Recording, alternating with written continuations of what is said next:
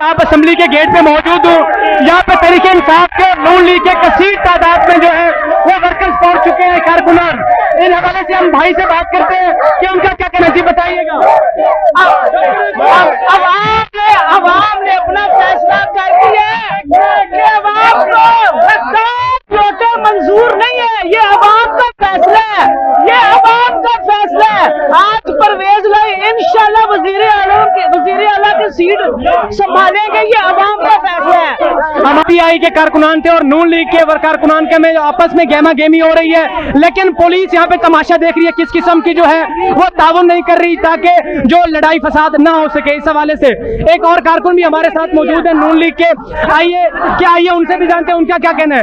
ये किस वजह से आप नारे लगा रहे हैं जब पुरअमन तरीके से अंदर वोटिंग हो रही है, एमपीएस वहां पे पहुंच चुके हैं वजीर आला को मुंतखब करने के लिए, तो यहाँ पे किस किस्म की शूटिंग क्यों की जा रही है? शूटिंग पीटीआई वालों की तरफ से है, शेर वालों को कोई डर नहीं है। शेर पहले भी शेर था, काफी शेर है, शेर ही होता है, शेर का मैदान में अच्छा लगता है।